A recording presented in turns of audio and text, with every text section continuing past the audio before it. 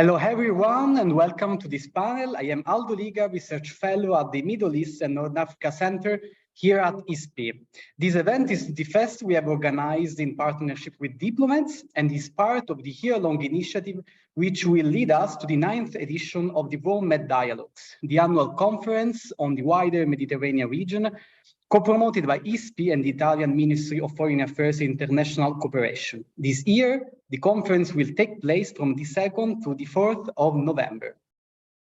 Today, we will talk about the role that energy from both fossil and renewable sources can play in catalyzing opportunities for diplomacy, developing prospects for cooperation and synergies between the two shores of the Mediterranean Sea.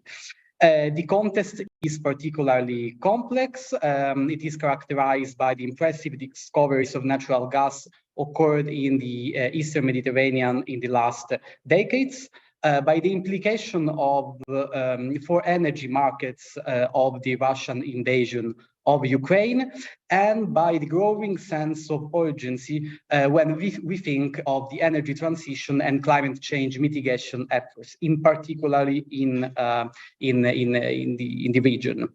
First of all, let me introduce our distinguished speakers. We will spend the next 45 minutes with Camille Limon.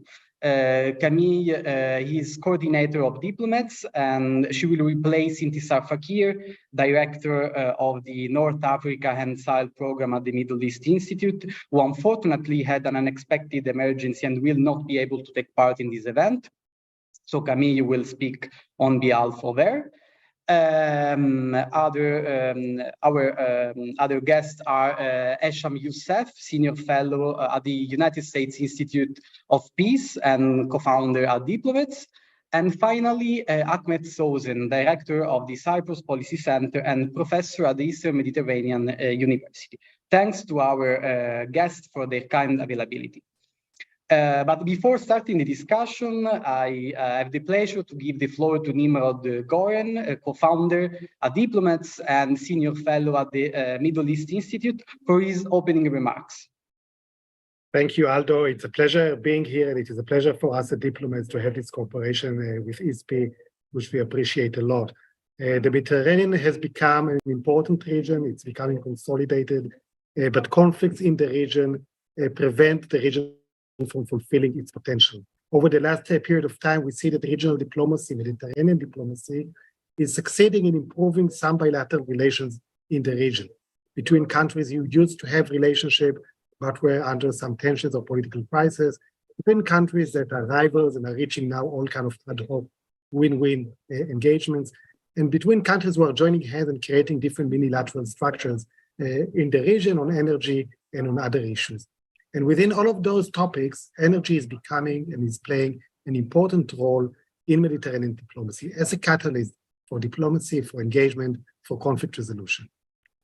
We chose to specialize on this topic in one of our first projects at Diplomeds, which is a policy group aiming to improve interstate relations in the Mediterranean, because we saw the potential, we saw the interlinkages between East Mediterranean and West Mediterranean. We focused on Cyprus, on Israel, and Lebanon, and Morocco, and Algeria, a lot of similarities, a lot of lessons to be learned. And today we'll be glad to share some of the insights of people who wrote and researched and published their chapters only recently. Within the scope of this work, there are several recommendations, policy recommendations, that you may hear from our speakers today, but maybe I will just list them very concisely so you have a chance to know what are we recommending after spending a year researching this topic. So it's a lot about learning lessons and best practices from different modalities within the Mediterranean, a lot of intra-regional mutual conflict resolution support.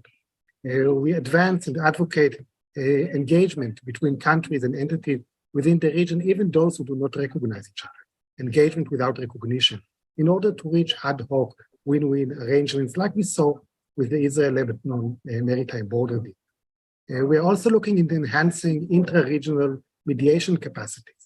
So yes, the importance of third parties from outside the region in helping move towards conflict resolution is critical, but also the ability of the internal countries in the Mediterranean to really play a more engaged diplomatic role in moving towards conflict resolution.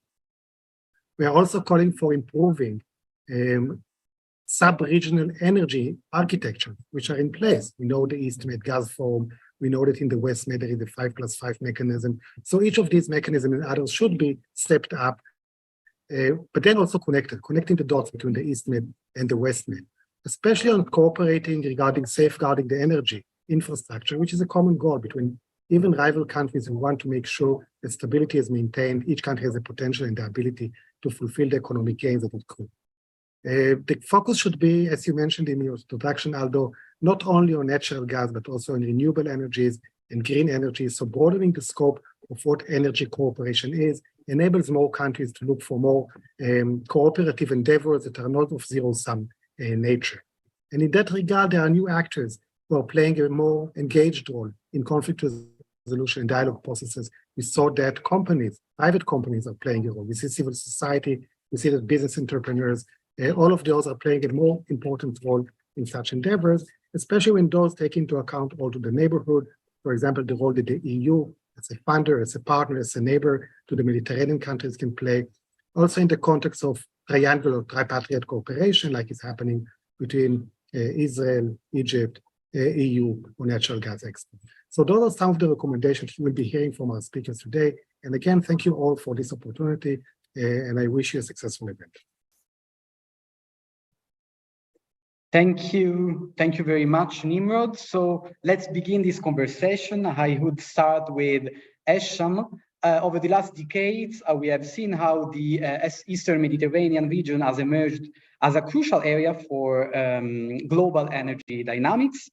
At the same time, this has led to growing regional tensions, in particular on maritime boundaries and over the exploitation of energy discovery. So my question for you is, if, in your opinion, energy is something which is further complicating an already complex geopolitical landscape, or to the contrary, if energy can be leveraged to reduce tensions and advance cooperation in the region?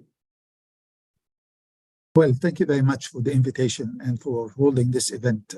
I think this is a very important discussion because, as it was mentioned by both you and Nimrod, the Mediterranean is becoming an important part of a bigger puzzle of geopolitical interaction. In response to your question, energy has been a factor that complicated the situations in some cases, and it was a source for reducing tensions in others. So the first example in relation to reducing tensions is in relation to, of course, the most recent Israeli-Lebanese maritime border agreement that helped in reaching an understanding and perhaps even avoided a possible military confrontation between Israel and Hezbollah.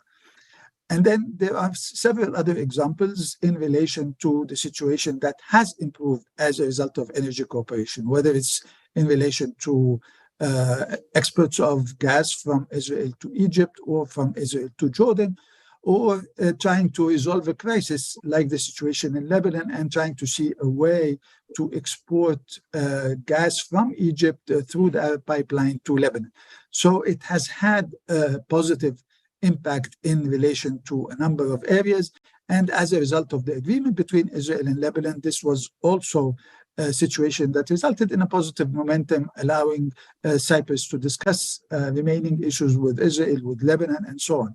So there is a potential for energy to be a catalyst for improving the prospects of peace and reducing tension. On the other hand, there are situations where the situation has become worse as a result of energy situations, and perhaps we will be discussing this in more detail. The situation between Turkey and Greece, Turkey and Cyprus, the agreement for maritime boundaries between Turkey and Libya that resulted in all kinds of tensions with Egypt, Greece, and others, and so on. So also the situation between Morocco and Algeria, where energy was used as a tool to deal with a conflict and to try, and Algeria tried to export its gas directly to Spain rather than go through Morocco, increasing the tension. So there has been examples of both energy being used as a catalyst to advance prospects of peace and to reduce tension, and also in some other aspects where it has been used in a manner that is counterproductive or that led to further complications in the Mediterranean. Thank you, Hesham. Let's move now to the potential of energy in the western part of the Mediterranean basin. Camille, during the last few years, we have seen a further worsening of the relations between Algeria and Morocco.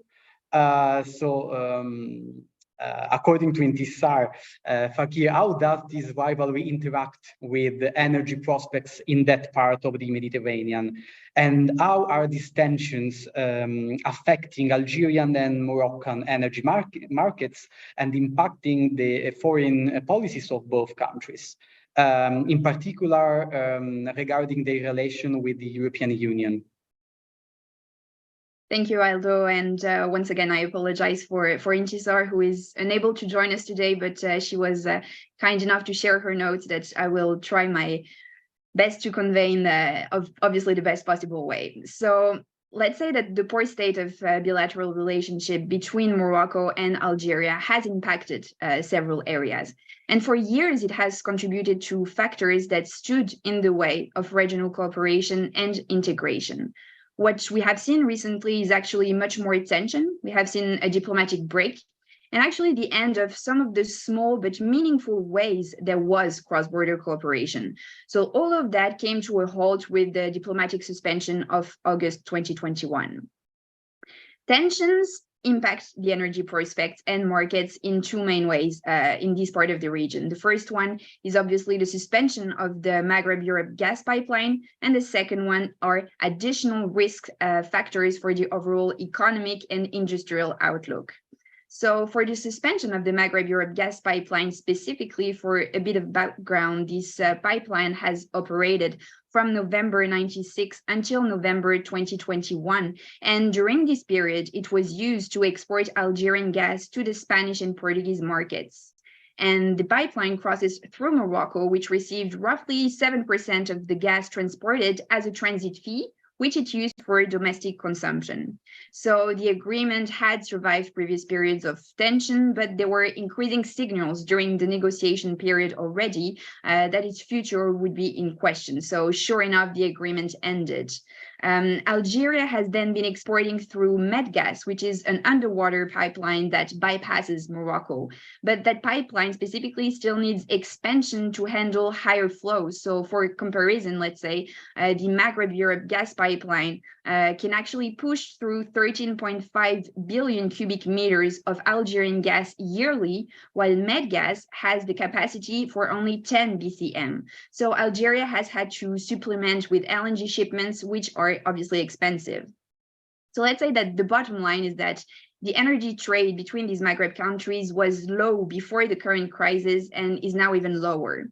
The second impact, let's say, are these additional risk factors for the overall economic and industrial outlook.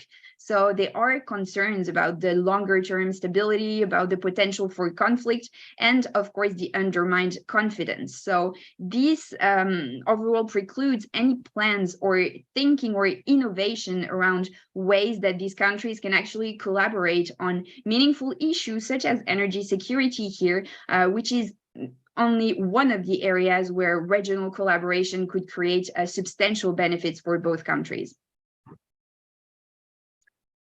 Thank you, Camille. Let's come back to the east of the Mediterranean. Ahmet, let's talk about the Israel-Lebanon maritime deal, a deal which is considered as a historical example of the primary role of energy in appeasing, at least appeasing complex geopolitical issues and long-standing conflicts. So in your opinion, what are the most significant implications of this agreement? And if you could describe for us what have been the most important steps leading to this positive outcome, and just underline if this deal could be a model for conflict resolution and potentially be replicated elsewhere in the MENA region. Well, thank you so much for giving us this opportunity, Aldo, and this platform.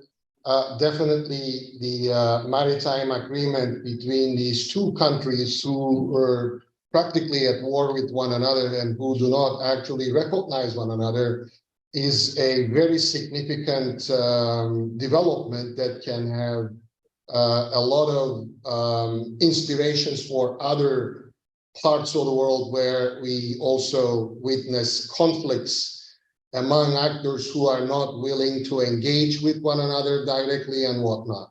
But let me say a few things about the catalyst of what made this agreement possible. Well, first of all, there was this unprecedented economic and political crisis in Lebanon, which in a way threatened the vital interests of the ruling elite in the country, all the prominent players in the country, including Hezbollah. And in a fascinating way, Israel saw this stabilization in Lebanon in its national interest on the one hand, and also in the Lebanese case, although the profit is not guaranteed in the gas field, Karish gas field, nonetheless, even the positive economic message was received very positively in Lebanon. So those, in a way, came together as a catalyst on the one hand. On the other hand, of course, the war in Ukraine and the energy crisis in the Western world, in a way, put the flashlight back on the importance of the energy resources in the East Med, and hence, of course, the potential of natural gas in Israeli EEZ and also Lebanese EEZ became important. Of course, more specifically, the maturity of the Israeli Karish field played an important role as well in pushing the Israelis towards this. And also, let me say that the international natural gas and oil companies also played an important role. In this case, Total played an important role for the Lebanese, also almost like a liaison to negotiate with Israel. And also Energen played an important role also to put pressure on the Israeli government. And of course, you know, more specifically, the timing was important in the sense that the president of Lebanon was needing a deal before he leaves his office, that is October 2022. And also at that time, the Lapid government in Israel was also looking for a kind of success story before the general election. So all these stars sort of aligned, and the Americans, I think, played an important role as a third party by appointing Amos Hochstein, who's somebody who was familiar with the region, as well as also somebody who knows how international natural gas and oil companies operate and whatnot. So he was the right, let's say, mediator, not necessarily a fair and, let's say, honest mediation, but an efficient and effective mediator who was witnessed or perceived by both sides as somebody who can actually deliver. So in that sense, I think that this deal plays an important role that we can, maybe in the second round, I can talk a little bit more about how this can be not really replicated, but we can get inspired from this deal for Cyprus case or some other cases where it involves actors who do not recognize one another or who do not want to engage one another directly. Thank you very much, Ahmet. I would just like to remember to our audience that if they have any questions, just you can type them into the chat box. So let's open this second round of questions. We have just seen the case of Egypt, Israel, Lebanon, Algeria, Morocco, and now it's time to talk about Turkey. Turkey is a crucial actor in the new geopolitics of the energy of the Eastern Mediterranean. So I would ask Hesham, what are the main drivers of Turkish energy policies in the region, and how can recent diplomatic developments contribute to an easing of tensions in the region? Well, you're absolutely right. Turkey is a very important player in the East Mediterranean, and there are tensions that have historical roots, that have political, economic implications, and so on. So there has been some difficulties in relations between Turkey and Egypt, Turkey and Israel, Turkey and other countries in the region. So this was a problem. However, more recently, these tensions have subsided to a great extent. Now, we will see how the situation develops, especially after elections in Turkey. But some of the fundamental differences remain. The differences between Turkey and Greece in relation to how islands should be dealt with in relation to the exclusive economic zones, the problem of Cyprus and how it affects the relations between different countries and so on. And also developments pertaining to Libya that also have seen a reduced level of tension, but the situation has not been resolved in relation to how many of these issues will be dealt with.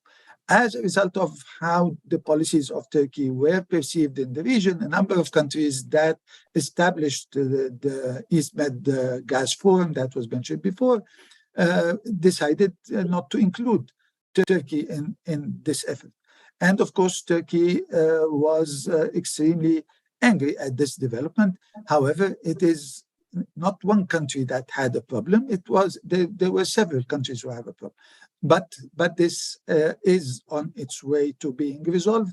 So we hope that even if it's difficult at this point in time for Turkey to join the East Med Gas Forum, that there would be cooperation between the countries in the East Mediterranean to try to see how to reduce further tensions and to see how cooperation can be advanced, even without having Turkey as an official member in the forum. And this is possible. Egypt has been cooperating with Turkey. The exports of gas to Turkey in the last year amounted to almost $1 billion and so on. So there is cooperation that is ongoing despite the fact that there are tensions and so on. Another dimension is in relation to competition, whether it's in relation to energy or energy routes or geopolitical influence in the Mediterranean and beyond.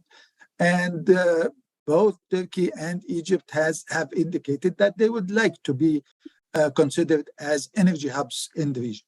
I think there is space for Turkey and Egypt to reach an understanding on a division of labor that would be beneficial for both sides. But this will require intensive dialogue, cooperation, and I hope that as a result of the recent improvement in relations and the decision to exchange ambassadors and so on, that this can advance in a positive way. Other aspects of the tensions will require the role of a third party. As Ahmed mentioned and as Nimrod mentioned earlier, the role of third parties in relation to some of these conflicts and tensions are indispensable. Without the US, the Israel-Lebanon agreement would not have been reached. And Germany has played an important role in reducing tensions between Greece and Turkey some time ago. So we hope that also third parties would become more active in order for the situation to improve in the East Med, not only as it relates to Turkey, but in relation to different tensions in the Mediterranean as a whole. Thank you, Hesham. So, Camille, going back to the Western Mediterranean, could energy be a game changer in the Algeria-Morocco rivalry? And what role could energy play in appeasing these tensions? And then we brought a little bit the spectrum of our analysis, talking about energy transition. What role for energy transition in opening new scenarios for regional cooperation? Well, could energy be a game changer in the Morocco-Algeria rivalry? Not yet. It will be a bit of an uphill battle, let's say, for energy to really be a game changer. There is not yet the willingness, if you may, to even lower the diplomatic tension, much less put it aside and cooperate on issues such as energy. So the hope now is to actually get back to the status quo ante, and that's on the diplomatic front. On the energy front, we see that both countries are talking about these dueling pipelines to connect Nigerian gas to Europe, but neither of this pipeline is particularly realistic, and both are pursuing them, let's say, to undermine each other. So there has not yet been that shift from a competition and suspicion mindset to a collaborative one. And there is also not the sort of opportunity that we have seen in the East Med that has translated into the historic agreement between Israel and Lebanon. That's totally absent from the picture in the West Med at the present moment. Then in terms of energy transition presenting an opportunity, that's also still not the case yet. In terms of progress on the energy transition across the region, you will see very different levels of progress. In Morocco, there is a strong economic case for renewable energy, and as that's the case since some years now, and not just to address the budgetary burden of energy imports, but also to position the country as an exporter of clean energy to Europe. So in Morocco, you already have this viable infrastructure, the regulatory framework, and there is also a lot of enthusiasm around newer sources of energy, such as green hydrogen. Algeria, on the other side, has not put in the resources to actually develop this renewable energy and to progress their energy transition. So there are obviously less incentives to do so, and especially now with the increasing demand for Algerian gas. But Algeria is going to have to look at ways to increase their renewable energy investment and output, because the country has the potential in terms of space and solar exposure. So the potential is there. It's a matter of finding the right balance in terms of future investment in renewables versus fossil fuel. So another thing that has to be present is the political will, and more importantly, the economic case for renewables. And Algeria is not there yet. So that everything makes cooperation on renewables still a bit of a question mark. Thank you, Camille. And last question for Ahmet. The discovery of natural gas around Cyprus has added a new dimension to the Cyprus issue. So my question is, how could energy resources be transformed into a catalyst for dialogue and cooperation? Thank you, Aldo. Well, first of all, about around 2010s, early 2010s, we really had a time of real opportunity to utilize the energy for resolution of the Cyprus issue, but unfortunately that train has left without us being on board. And since then, the prices were dropping to the extent that exploiting energy off the seas of Cyprus was not seen commercially possible. But now, with the war in Ukraine and the energy crisis and the skyrocketing of the prices again, I think that there is now another opportunity, but it's whether we will be able to use it or not. For that, indeed, energy can play an important role. And in the chapter I wrote for this report, I talk about two dimensions. One is engagement without recognition.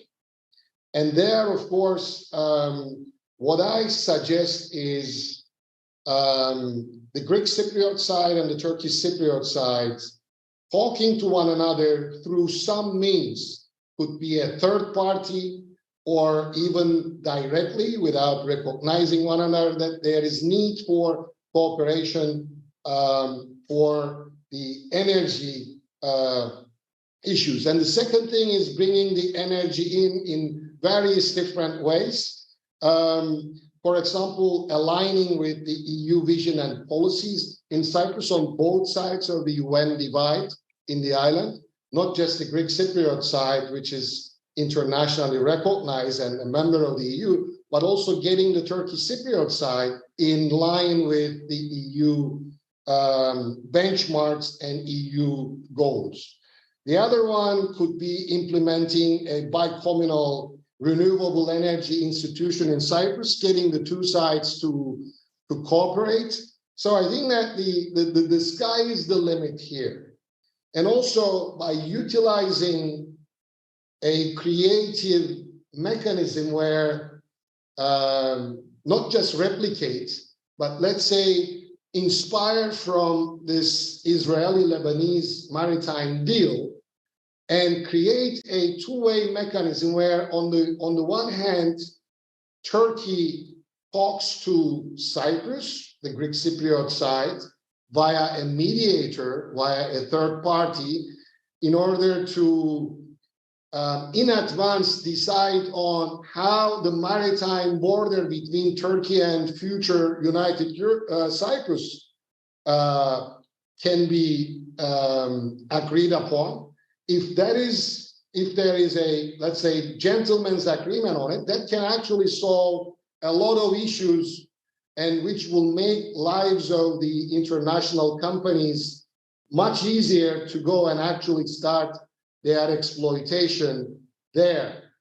And on the one hand, that, and then on the second hand, on a second stage, have a mechanism where you bring the Turkish and the Greek Cypriot sides together to cooperate. And we do have some examples in the past.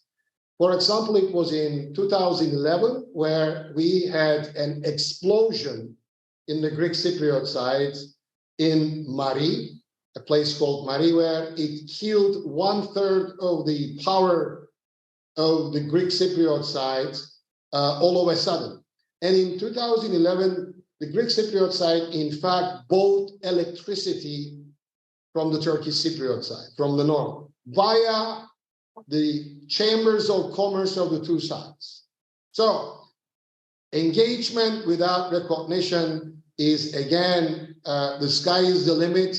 If there is a will, there is a way to find ways of cooperating.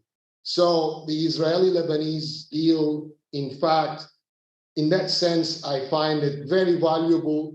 Again, let me repeat, not to replicate it, but get inspired from it and maybe involve third parties, including some states or including some non-state actors too, in order to come up with some creative ways of solving existing conflicts in the region. Thank you very much for your very interesting reply. So now I have two additional questions for Hesham and Ahmet. I will start with Hesham. If you can explain us what are the prospects for exploration and exploitation of Palestinian gas resources. We know that in front of Gaza, there is a significant gas field. So what are the main challenges and obstacles in the way toward its exploitation? Well, the main obstacle is to try to see whether Israel would be able to agree for further work on the Gaza Marine. And as a result also of developments pertaining to the agreement between Israel and Lebanon, Egypt started contacts with the parties concerned in order to see how this can be advanced. I think the Palestinian Authority would be welcoming a step of that nature because it is in a dire economic situation and it would benefit from additional resources if gas is to be found and can be monetized. And it depends on the quantity, whether it can be also, there would be gas to be exported. But of course, that is a medium-term situation if there is agreement for exploitation to take place. On the other Palestinian side, which is Hamas that is controlling Gaza, Hamas would also benefit from a situation whereby people in Gaza have only a few hours a day of electricity.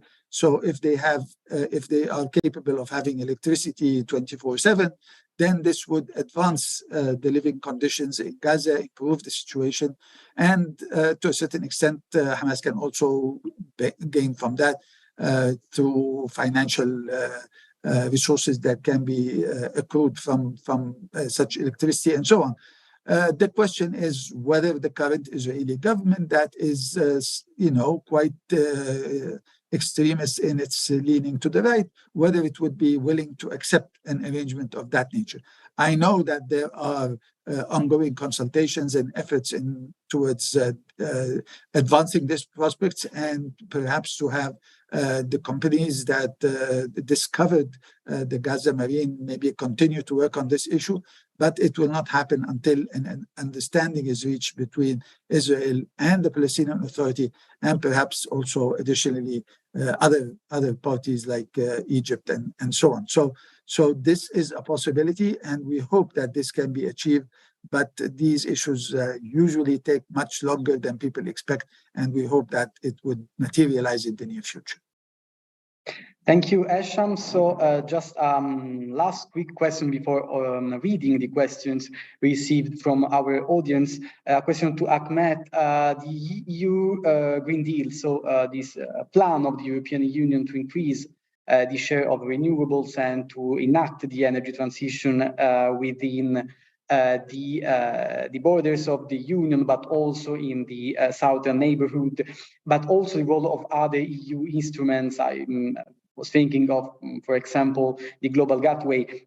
What role for these instruments in promoting energy transition in the Mediterranean area?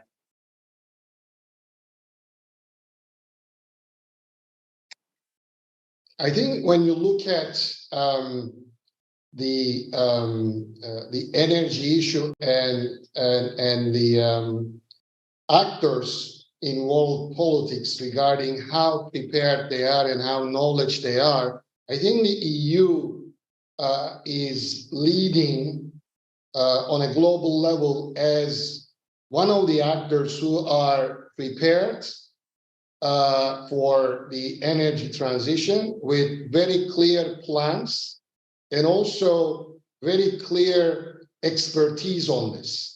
And I think that the war in Ukraine and the subsequent energy crisis, in a way, is accelerating the plans that the Europeans have, the kind of benchmarks they established for 2030 or 2050. I think that those will also, there are signs that those will be accelerated.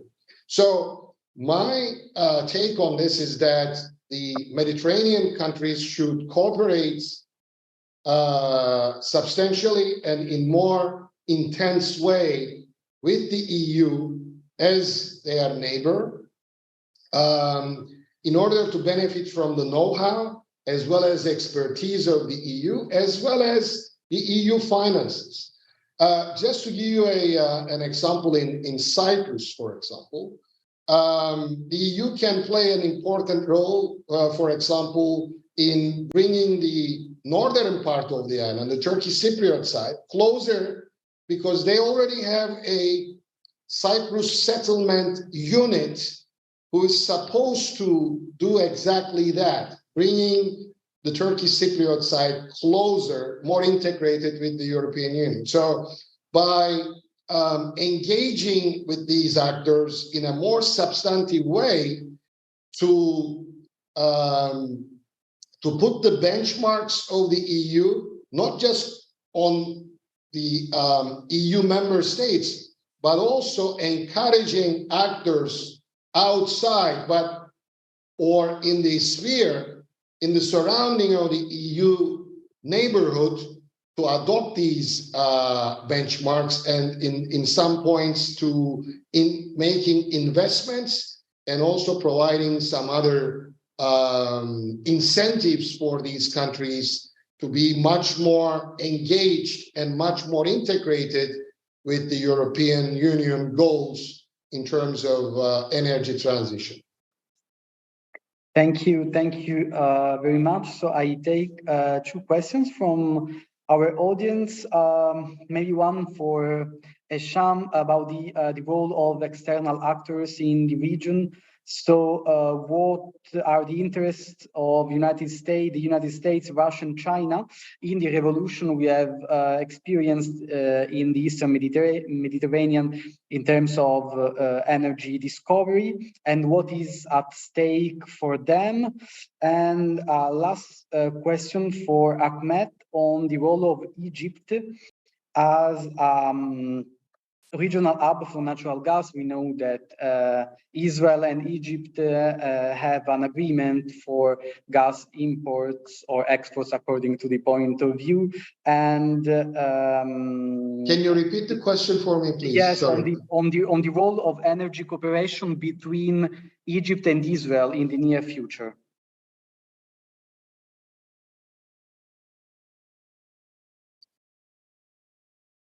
So maybe Hesham? Well, that is a very interesting question because it relates to a global issue that has become a number one priority for a number of countries, for the United States, Russia, China, and Europe in relation to global or great power competition. For China, the Mediterranean is important because the Mediterranean is the end point of its strategic project of the Belt and Road Initiative. So the whole initiative hedges on reaching the Mediterranean in one aspect or another, and reaching Europe. And of course, energy is an important dimension of that. In as far as Russia is concerned, Russia has always had interest to reach the Mediterranean, the warm waters of the Mediterranean, in its global strategy as well. And Russia is seeing, and China is also seeing, that the United States is withdrawing to a certain extent from the Middle East and reducing its footprint, and they are trying to see whether they can take advantage of that. So while the United States is reducing its footprint in the region, we are witnessing both Russia and China trying to advance their influence and the role in the region.